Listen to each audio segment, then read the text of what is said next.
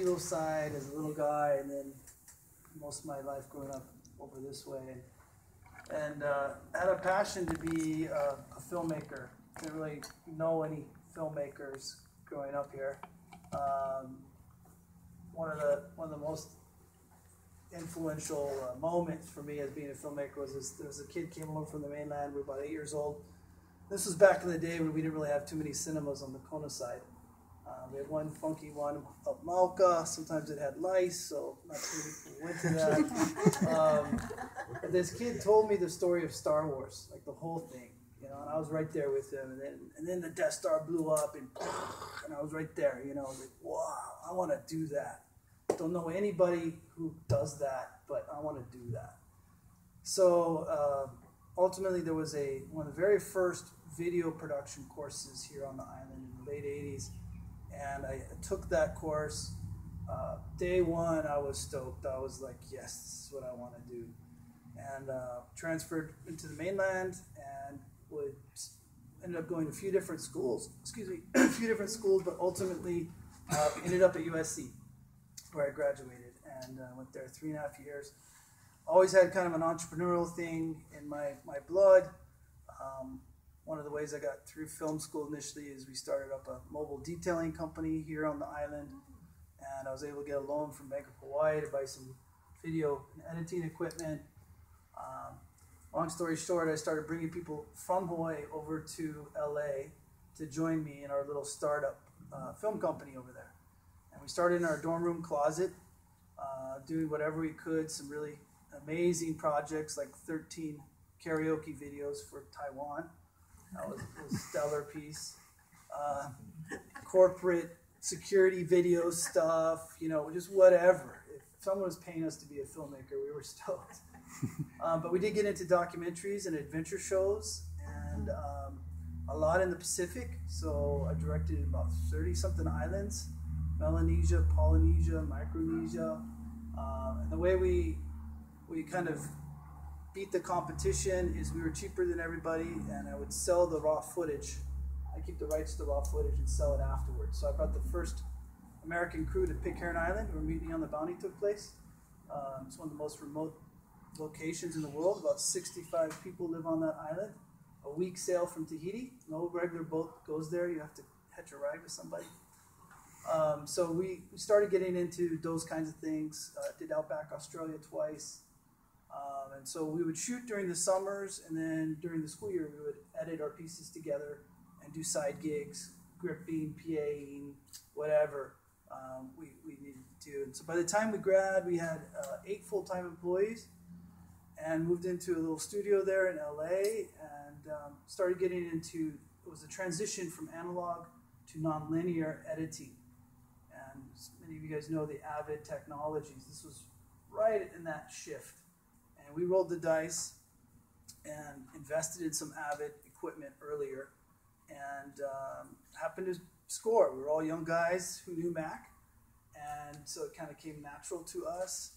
And George Lucas announced soon afterwards he was taking his people off of his engineering of his nonlinear editing and going with the Avid. And suddenly we were on the map, and everybody thought we knew what we were doing because we were young and understood Mac. It's all Mac based.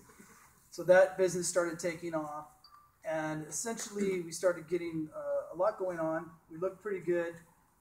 Everybody was like under 25, and we were doing a lot of active stuff there. But I got into this to tell stories that I care about. And what we found ourselves doing was kind of doing everybody else's stuff. And I did one of those Jerry Maguire speeches to the team, you know, we're going to change the world, you know, who's with me, you know, and you turn around and no one's there. And, so except for my wife of 6 months, and we started over again in a little one-bedroom apartment and a little garage, and we said, we're going to make movies. And I wanted to make a movie about something that I cared about, and that was this place. And growing up here back in the day was still, they had Kill Holiday, and I grew up as a total minority. I was the only Holly boy out of my friends, but I had good friends, Hawaiian friends that took care of me, and I had an amazing experience growing up here. And I wanted to address that. I knew that no one would give me money to make a movie since I never made a movie, even though I had the degrees and I'd done all this cool stuff. You know, you're really not a movie maker until you've made a movie. And so I went around the world, 5 American Express cards, pitching to anybody who would listen to me. And I figured I could get maybe a lot of people to give me small amounts of money to be able to make my first film. So about 175 presentations later, I was able to raise about 750 grand, 27 investors, 6 states, 7 countries, and 5 American Express cards. And I came home to make a movie that was called Beyond Paradise. And it was about Holly Boy and his 3 Hawaiian friends in their last semester of high school at Kona. And it happened to be the first indie movie shot on this island. Now, those of you not familiar with the film industry so much, there's a big difference between, or has been in the traditionally in the past, between indie and studio. And it didn't help that the last movie that was shot on this island was Waterworld, which at the time was the most expensive movie in history. And it was made out here at Kauai High, and that film was left a bad taste in a lot of people's mouths for many different reasons, but some of it was short-term thinking here in the islands, and that, oh, Hollywood's showing up, let's gouge them for everything we got. And so the Big Island was not well thought of in the industry. So here I come, I'm going to make a movie for $750,000. And I remember talking to Harry Yoshira, head of Teamsters, and he was like, David, you're crazy. That's craft service budget. That's, it's what we feed snacks, and all that. No, we can do this. And we gotta figure this out. And so we made this movie. Everything that could go wrong went wrong with it. It was like a massive learning experience. It was about a 3-year process to raise the money, make the movie, and then distribute it. And it forced me to learn the entire process. And what I learned along the way is that in the film industry and a lot of in the media industries, people are very niche focused, and they need to be, because they need to be excellent at what they do. But someone needs to understand the overall in order to create opportunity. So that was really my film school, and it ran here in the islands, and we held Matrix for a little while, and it ran here for about 3 months. I don't know if anybody see that movie. Anybody around in the 90s? Yeah. So it came out in 98. From then, I was able to take that experience and some of our investors, and we launched another movie. This time, we shot it on the island of Kauai, and the only reason why I shot it there was because we didn't have enough infrastructure here at that time. It was called Twin Doll Wars, starring Kiefer Sutherland. And I produced and directed that one. We raised the money for that one, and it was about a $12 million movie, World War II drama, set in a POW camp. And that's a long story, but the gist of it was that film put me on the map with the studios. And I was then went off and made movies for the studios for about 8 years. And they kept sending me to cold and dark places, and I was always trying to pitch, projects for Hawaii. I got one that set up at Universal to be shot over here, but it fell apart. And I kept trying to fight my way back home, but they kept sending me to Toronto and Calgary, Romania, Moscow, Bratislava, where it's cheaper. And finally, in 2007, 2008, we had to make a decision, my family and I, going, if we're gonna do this, we've got to plant our flag. We got to figure out a way to break the catch-22 of having the Big Island specifically, and even the state, but I'm partial to the Big Island, be a place for filmmaking, and be a place for new media, be a place for transmedia. And so what I'd like to talk about today is a little bit about our journey, and we're still very much on it. We're mid-leap right now. We're not sure exactly where we're going to land, but we're welcoming anybody who wants to jump with us. And I want to talk about a couple of things. I'm going to spend most of our time talking about GVS, but I wanted to chat briefly about Big Island gigs. Just kind of throwing this out there, and maybe we can tee up that piece for that. Where's Derek behind me? Oh, he's behind me first. Pay no attention to the man behind the curtain. Yes. Derek used to diffuse bombs for the U.S. Navy, so I figure he can run an iPad. So. Need to turn the TV on. Yes. So we have 11 of the 13 climate zones on this island, as you know, twice as big as all the islands put together. Amazing looks. And as a filmmaker, you can film in the desert here. You can film in the jungles here. We can do stuff on this island that none of the other islands can do. And again, I know it's not a competition, just saying. And we only have about 8% of productions of the whole state for media, filmmaking, television happen here on this island. Pretty much everybody else is doing better than us. Maybe not Lanai, but now they got what's his name, so they'll be okay. But so we're anxious on breaking the catch-22 in terms of infrastructure. So what happens typically, and I've done a couple of significant projects on this island, so this comes from first-hand experience, is that most of the equipment and the crew is in Oahu. Now that we only have Hawaiian Airlines and the plane tickets to fly over the crew, and then you put them in a hotel, then you put them per diem, by the time you add up all those expenses, it's actually really close to the same cost as bringing everybody from Los Angeles. And so what do a lot of people do? They have relationships in LA already with existing teams that they have. It's nothing nefarious about it, but we all end up losing. The entire state ends up losing, and they ship in a tremendous amount of crew and equipment. So we have to break this catch-22, and it requires a lot. And I'm happy to report that the state is now upped the outer islands rebate to 25%. That's awesome. That's a huge little help. It was 20% for us and 15% from Oahu. Now it's 20% in Oahu and 25% for the outer islands. That's great, but we need to get on-island facilities, equipment, and most importantly, crew. But it's tough because you need the gigs to be able to provide that, but you need the infrastructure to attract the gigs. So I want to just touch on Big Island gigs quickly, and then we're going to talk about what GVS is doing to create the gigs. And it's a longer term thing. It's thinking longer term. It's waiting for the phone to ring for Hollywood to show up and say, hey, I got a TV series, I got a movie to shoot, but this is creating our own opportunity. Let me first show you this. So what we've done is we've started pulling together various freelancers on the island that want to, kind of as a coalition where we can offer our services. So when productions show up, the collective aspect of who we are, it gives us a bigger shot at getting bigger projects. We've talked 2 production companies into joining us here and moving here, bringing their gear and moving here. And so this is just a short piece on Big Island gigs to give you a little bit of context, and then we'll move on to this. A production and location services company would like to introduce to you the Big Island of Hawaii. With the vast assortment of prime locations, the diversity of the people, as well as a tax rebate incentive from the state government, the Big Island of Hawaii is a prime destination for commercials to reality, photo shoots, documentaries, episodic TV, feature films, and special events.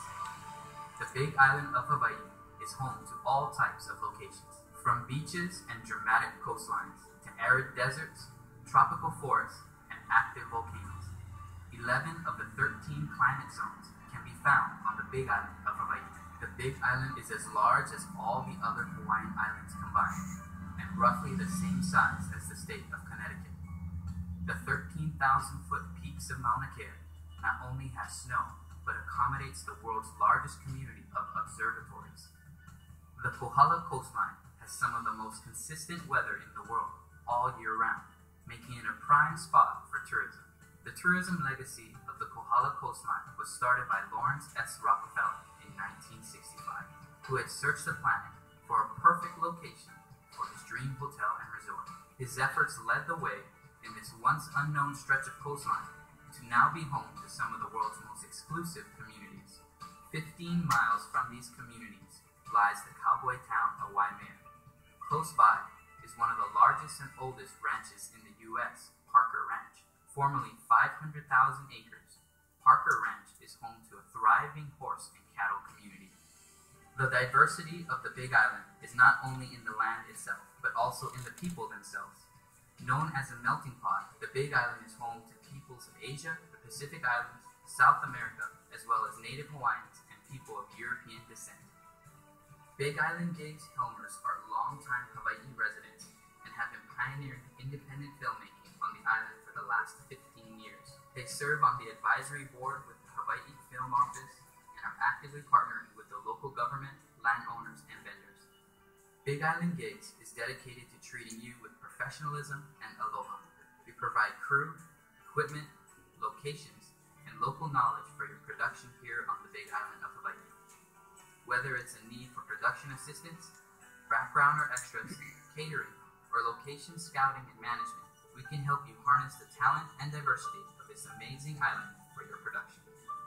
To make this dream location your next location, visit BigIslandGigs.com. So this is about letting people know Big Island is open for business, and we have got a long ways to go, but hey, we've got something going on here. And so this is us kind of announcing that and saying, hey, we're here. Put us to work. As I said earlier, really to fully break the catch-22, we need to start from the grassroots up as well, and being able to create our own content, be able to create our own companies, and not just think of it as a per-project basis. It's been getting quite sophisticated as you develop films and media in kind of proof of concept stage. The term development, proof of concept, there's a number of different terms used, but essentially it's when you make a movie, especially at the higher end level, you kind of have to make the movie before you make the movie. It's almost like an architect with the design plans. You have to have all the engineering figured out. You got to be able to prove that. And nowadays, the studios in particular, they're requiring more and more of that because films keep getting more and more expensive. So I directed a couple of larger shows. I did one for 20th Century Fox called The Seeker, about a $45 million movie. And there's lots of visual effects in it and so on. And you need to be able to prove to the studio and show them what it's going to look like before you actually go out and execute. And you're like, okay, how do we do that? So you use storyboards, you use concept art, you use what's called pre-visualization, where you actually, it almost looks like a cartoon, even though you're doing live action, and you show them the entire scene in kind of a cartoon form, an animated form, and then you go and actually execute, and then everybody knows, okay, that's going to be a visual effects shot, that's going to be in camera, etc. Well, I was working for Paramount, and I was commuting back and forth from here, trying to go, figure this thing out of how do I live in Hawaii and work in the industry, and we were doing this very elaborate proof of concept for Paramount for a 3D feature, and everyone was very motivated to get this film greenlit because people really don't get any substantial pay until the film is greenlit, until it's actually funded.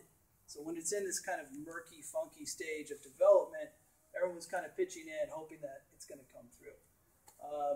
So they threw the keys to this facility that has a lot of animators and concept artists, and they said, go, run. And I was okay. And so we're spending all this money trying to get this thing teed up. But even with all the resources, there was something like 75 artists in this facility in Dallas. And even with all the resources we had there, we were still having to reach out to artists and technicians outside of that building who were right for that specific project. You can't force creative people to be right for everything. So you can't force an artist that paints faces to suddenly do landscapes, right? You need to find the right fit. So we began reaching out virtually with various artists and technicians to begin helping us in this proof of concept. And the light bulb came on, having traveled around the world a lot, that wait a minute, what if we began working with artists virtually? What if that was the plan instead of building out, a big physical facility and everybody showing up because each project is so different. So the light bulb came on. I was like, wow, that could actually help me stay at home and work from home. And we began playing with some stuff. And we partnered with a company called iFormata. iFormata, inventors of what's called telepresence. where it's high definition video conferencing, where they make an experience like you are in the same room with that person you're video conferencing. They do this for the Fortune 500 companies. And they liked the idea, and they agreed to let us tap into their bridge. So from Kona, and we were one of the first to use the fiber pipe beyond after the military, and I forgot somebody else. We were like I think the third on the island. And this is about 4.5, 5 years ago. So we would tap into Dayton, Ohio, to their bridge there, the I-Fermata, and then we could link to up to 100 locations simultaneously in HD. Now, we never did 100 because that gave us an aneurysm, not just the technology, but trying to interact. And we went on about a year-long experiment, seeing how far we could go working virtually. Since that time, we've kind of stumbled in to a number of different models, and one is the Transmedia model, which I'm going to share with you. Let me quickly show that GVS piece so you can see what we're doing. But we're currently working with artists and facilities in 15 countries, all being led creatively from here in Kona. Connect, create.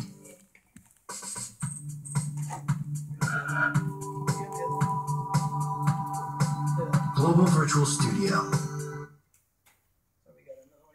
GVS, Global Virtual Studio. Connect, create, transform. Global Virtual Studio connects artists with projects from around the world, facilitating transmedia content creation at a global scale.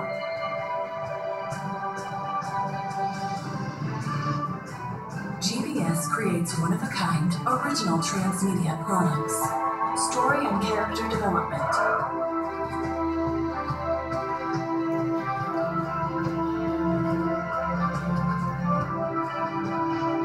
concept art and storyboard,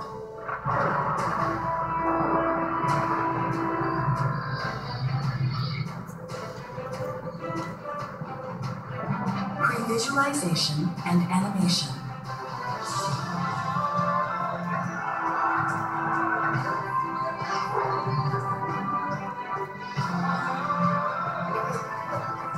sound and music design,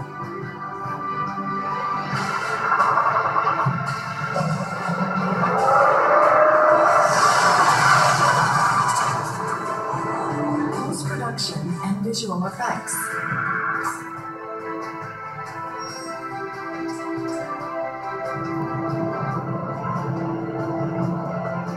Global Virtual Studio, transforming ideas into culture for the kind of world we want to live in. So we're kind of back to the dorm room closet where we had this idea, and it's starting to spill out of the dorm room closet, and we're starting to go kind of public. And what we did is we went from doing proof of concept, pre-visualization, and kind of development for bigger projects, movies that I was attached to direct and so on, to actually spilling into the concept of transmedia.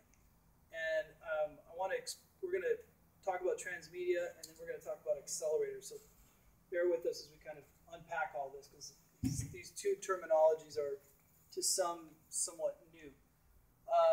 But what's happened, the iPad that Derek is using over there has replaced Hollywood Records, right?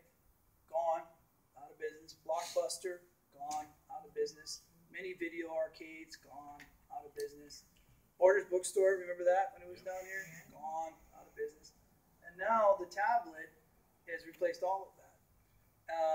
And all of these mediums are now being fused together. So when I studied cinema at USC, I was focusing on cinema. So we studied cinema. The TV guys were doing TV guy stuff.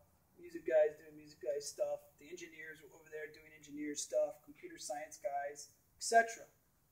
Well, now it's all about us cross-disciplined and working together. So I'm really excited to hear about the diversity of this room, because that's where our world is today.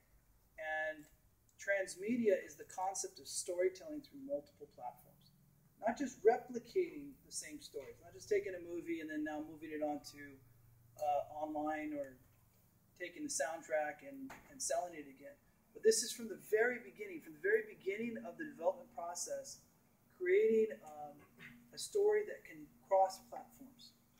And things like the app has become an awesome tool. So I'm going to show you a case study of the Transmedia franchise, so you guys kind of wrap your heads around that. And then we'll talk about the accelerator. So Dave's going to share with you about this in a second. I'll just tee it up for you. So a year and a half ago, something like that, 2 years ago, I don't know, a foundation came to us called Chosen. And they have a very worthy cause where they help special needs orphans get adopted. And they came to the GVS team and said, we want a creative way to use media and use innovation to help orphans with special needs get adopted. Can you guys take on that challenge? Cool. Yes. Let's give it a shot. So we went away, brainstormed, came back with a concept which we've executed. Essentially what we did is we went to Uganda to one of the orphanages that this foundation sponsors. And we worked with an art therapist, and we asked these kids to paint their dreams. What is their hopes? What is their dreams? And some of these kids have some real tough challenges, very disfigured or handicapped in some severe ways.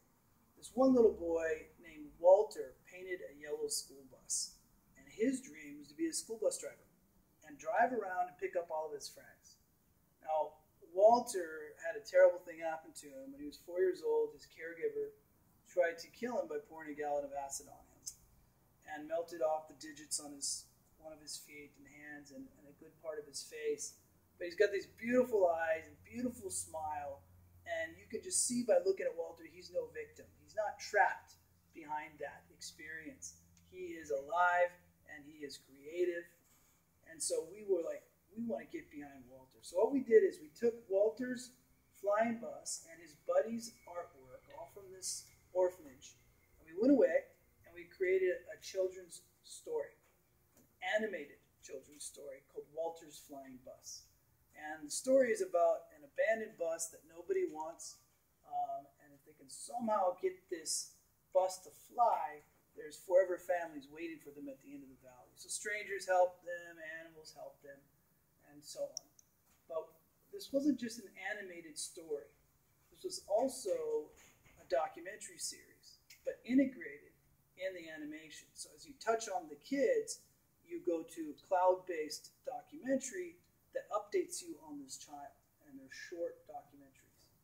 And so we're going to ask Dave to share a little bit about the franchise, and so you guys get your sense of when we say transmedia, what we're talking about.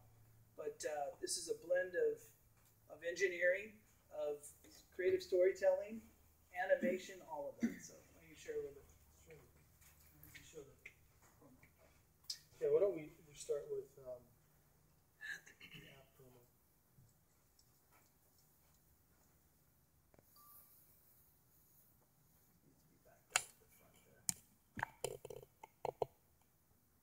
How can an app help the dreams of orphans take flight? It began with finding hope in the least likely place. Walter, an orphan in Africa, was asked, "What's your dream?" Walter dreamed of being a bus driver, so he could take all of his friends on an adventure.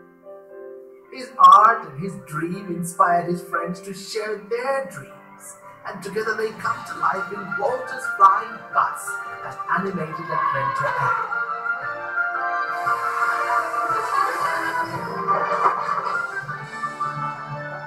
And now, children around the world are being inspired to let their own dreams take flight. All because one orphan was asked to share his dream. When you buy Walter's Flying Bus, all profits go to help orphans with special needs get adopted.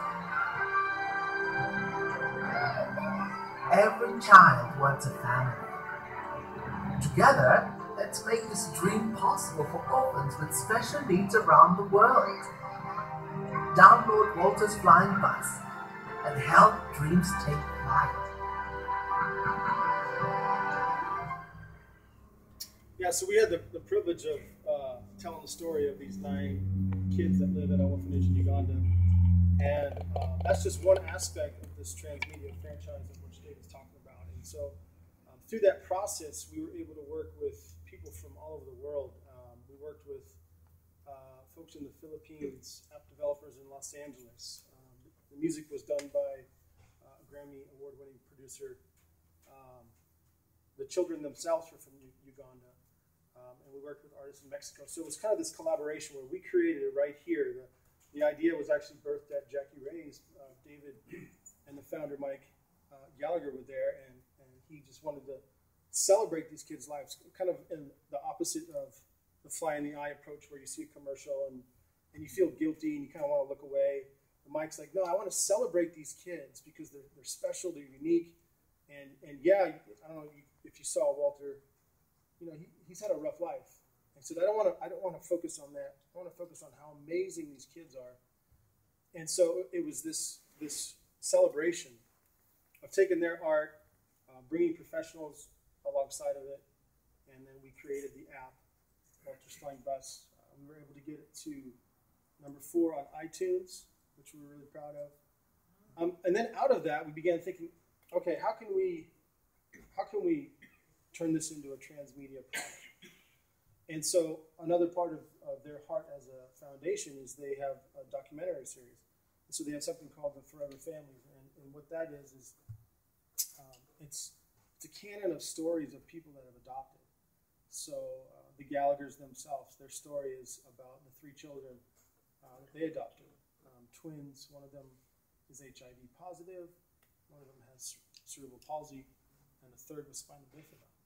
And when you see that story and you get pulled into it, when I first heard that, I don't know what your reaction is, but I was like, whoa, that's not for me, But when you see their story and how amazing these kids are, it kind of sheds light in a place of fear. And so there's the Forever Families. You had a single girl that adopted, former military author that adopted, a couple later in life. And so you got documentaries, documentary, the app, and then we began, how else can we get this story out there? So we turned that app into a book, and so you can get the hardcover. Through that process, we were approached by Shorts International and DirecTV, and they were so moved by it, they said, we want to develop that into a short because we think it'll be a front runner for the Oscars.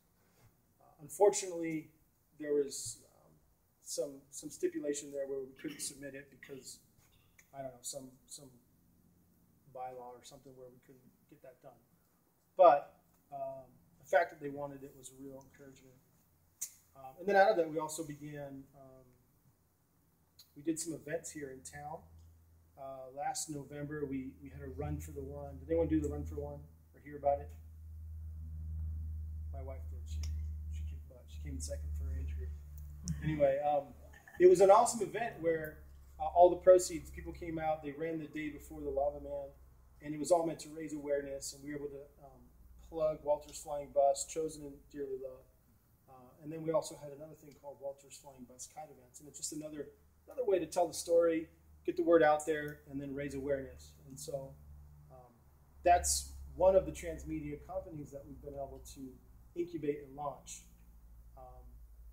So we're creating that right here on this island, and it's going all around the world, and that's the idea of transmedia, is taking an idea and telling a story on multiple platforms.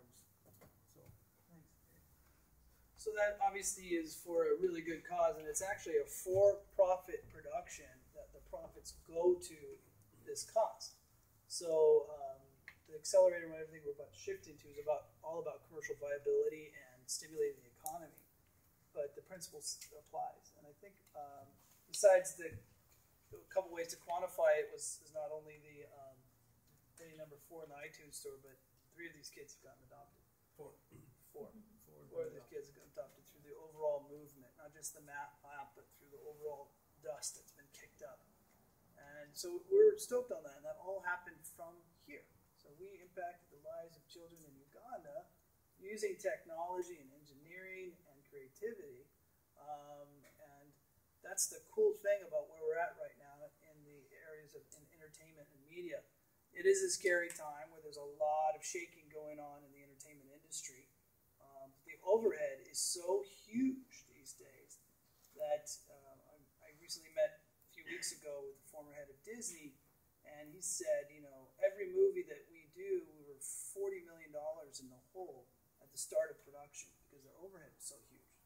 $600 million a year just for their movie side. Not talking about all the other divisions and so on. So you've got this big kind of overhead system that's going, and they're making less and less movies at they're making less movies, but those fewer movies are bigger budget. Does that make sense? Yeah. And they're putting more and more into those tentpole films that can compete and just kind of blast away the competition. So it's very difficult to compete with multi-conglomerates. But meanwhile, what's happening down at the other end of the spectrum is this fusion of all these different technologies and platforms coming together. And that's the transmedia concept. So to be thinking as future-proof storytellers, not just, hey, this is my format, this is just what I do. It's like, no, hey, I'm a game, I create games. I'm going to partner with a filmmaker. I'm going to partner with a musician. What if we get together and we can create some kind of franchise that allows us to go across these platforms and pull the audience with us across those platforms as we move along. And what does that? It's story, compelling story. That's what brings you along. I don't know how many of you guys were back here in the 70s and stuff, but the whole Japanese franchises. I remember Rainbow Man. Does anybody remember Rainbow Man? So when I was going to preschool up here, it was Kikaida and Rainbow Man and all of that. And it was huge, still is big in the islands, but they were doing transmedia in the 70s where you would watch a movie and then a comic book would come out and you had to go get that comic book to see what happened after the movie, and then they would do live performances at the shopping center with actual live guys on what would happen, and then they would take you on this journey. And that's what transmedia is about, and now is the opportunity for us with the tablet platforms and all of that to be able to take full advantage of it, regardless of how isolated one might be. So we're working away. Our team's up to about 25 or so now here on the island. We've created multiple speedboats. We're not trying to build a big giant studio. We're trying to build a movement. And so we're creating these different entities. These are a couple of them. And our mayor, David Cunningham, came to me and said, we need to get physical infrastructure. We need to get some kind of facility. I'm like, yeah, I know, we need to. And about the same time, we heard about this accelerator model. And a friend of mine had visited us here on the island for about a week. His name is Lance Pebra. And Lance created the game Club Penguin. Are you familiar with that? Maybe some of your kids play that or whatever. So he created Club Penguin out of his basement, built it up, and sold it to Disney for $400 million. He did pretty good. Canadian guy. And so he saw what we're doing. He's like, David, you know what you guys are doing here? You're incubating and you're accelerating. And you gotta come see what we're doing. So I went up to Kelowna, a town of about 175,000, happens to be the same population size of our island. And he brought me to these accelerators that he was helping fund. And you walk in this building, there's all these different cross disciplines and all this excitement. And essentially there's seed funding provided. There is mentorship and advisors provided. And you throw these people all in the same mosh pit and you see what comes out of it. And this, I was like, wow, this is cool. Yeah, this is sort of like what we're doing. And he said, David, you guys should get your thing going officially over there, connect with our accelerator here, connect with other accelerators that are popping up, and that's how we can really, stir things up. So I called up Creative Industries, Georgia Skinner. I don't know if you know Georgia, but under her is Creative Industries for the state. So filmmaking, music, various forms of media. I said, accelerators. She goes, accelerators, absolutely. And essentially, accelerators have been being mostly used in the high-tech market.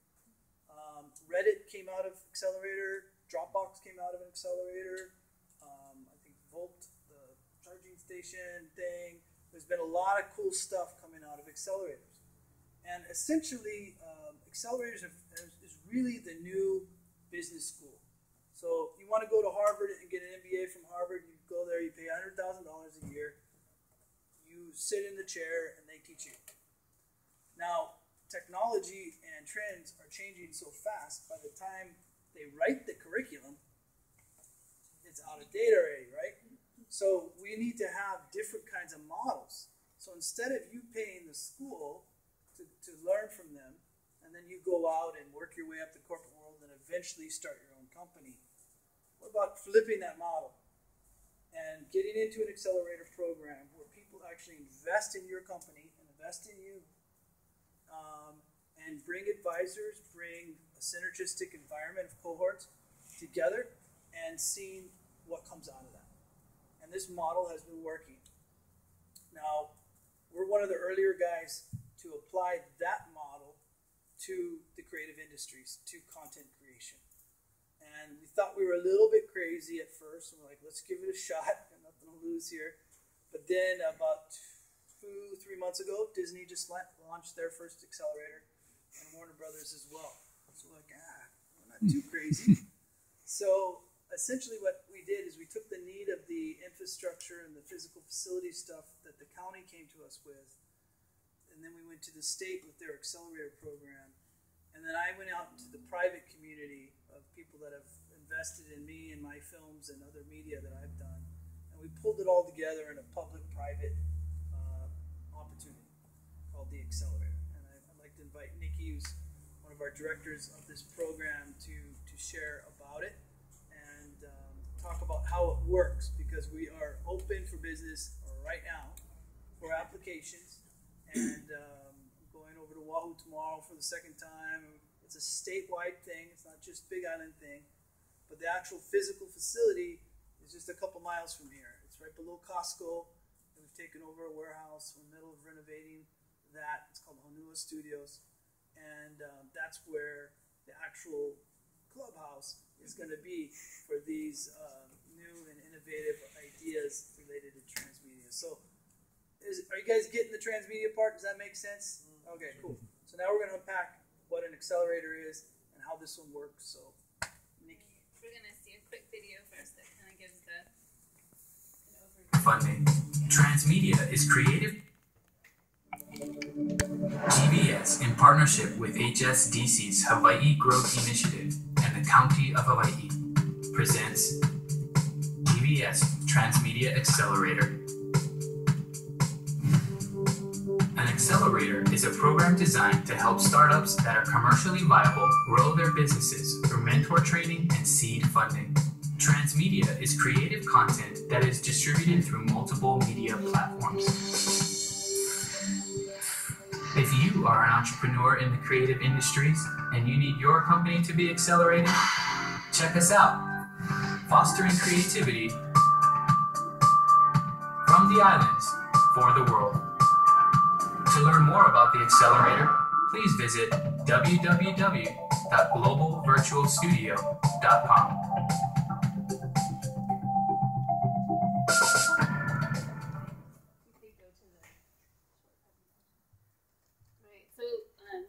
David was saying, the accelerator model had been used previously, and we've seen success in IT, we've seen success in high tech, and we thought, maybe this is going to work creative industries as well. What we see in many of these different creative disciplines is that there is a shared sort of process that most of them will go through, the development process, and I'll take you through that later on, but when you get a bunch of creatives together, some sparks can fly, and that's what we're really banking on.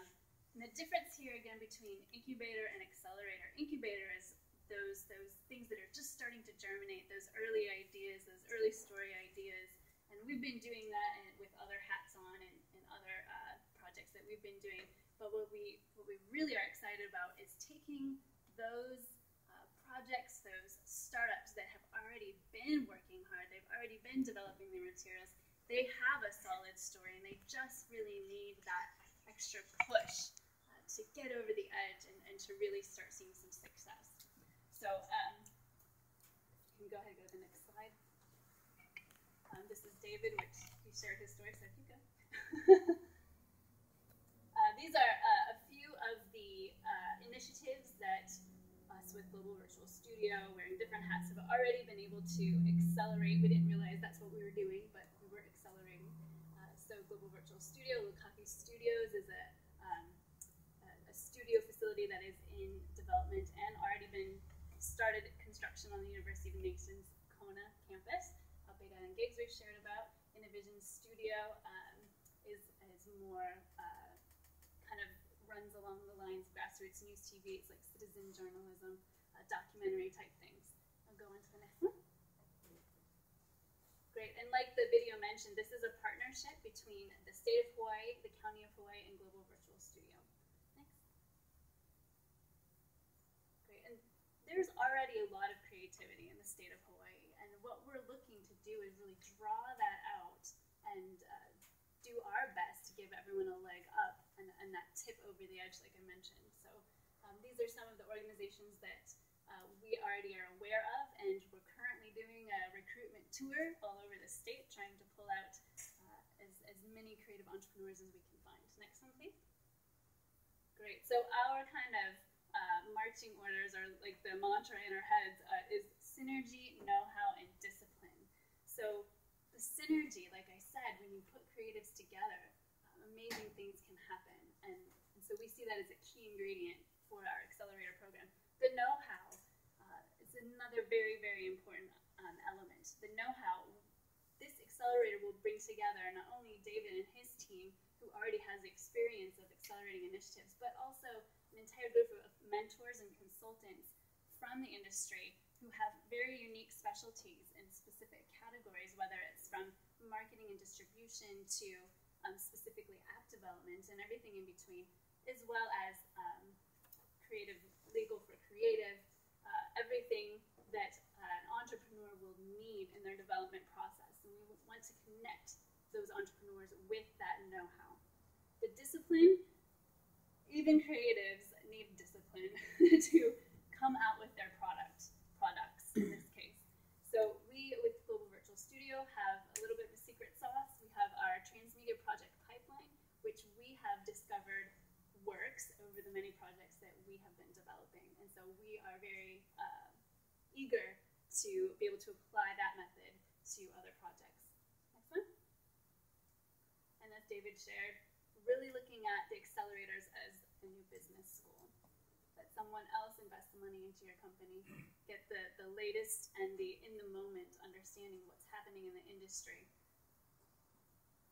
Okay, this is these are only just a sample of transmedia platforms that we can make story, that we can create story on. Keep going. Great. These are our goals, and we're saying that a successful transmedia project will have to be innovative in this age. It needs to be world-class, it needs to be excellent, it needs to be able to compete at a global level, and it needs to have global appeal. It needs to be future-proof. We want these companies and these projects to create jobs in the state of Hawaii. They need to produce revenue. And the end game for us, I think, we are interested in each entrepreneur and each project.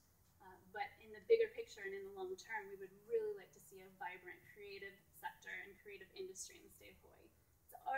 It's already, there is something there. A lot of it is on Oahu, but I think there's so much that is untapped, and we really want to draw that out and see the platforms and the infrastructure come up around that. Keep going. Great. Next one. So you saw a little bit about the Honua Studios. These are just a few screenshots, but I think you saw more in the video itself. It's under construction right now. We're moving quite quickly, so very excited to have our new clubhouse. Next one. Great. David, do you want to share about some of the awesome people we have? Sure. So we've got two different boards. We have an executive board that is kind of like the green light board, and then we have an advisory committee. And I'm not on this. It's not up to me to, green light these things. There's a separate board that does this. But Ralph Winter, a friend of mine, he produced the Fantastic Four movies, X-Men movies. He's currently producing the sequel to Crouching Tiger. A lot of his projects have very much been franchise-based, so he's exceptional in that area. Bob Crotty is a good friend of mine as well that has been really involved in how to manage across all these different platforms, working with places like Marvel and Disney, etc. Mike Frank is actually our chairman of our board. Mike was one of the founders of Level 3, which is one of the larger backbones of the internet. So it's what Netflix uses, for example. Warren Buffett backed him. And he has started several accelerators in Northern Cal. since we're all kind of clueless on this, we brought him in to help us. And he's been commuting back and forth, and I think we're going to talk him into buying a home here. These are a few of our guys in the, we also have two others that are state-based and island-based, one who's in finance and startups, and the other one's in digital publishing. So we have a real well-rounded green light board. Then our advisory committee is pretty cool. These are all the guys that will be coming around the entrepreneurs, some working virtually, some coming here in person. I mentioned Lance, who started Club Penguin.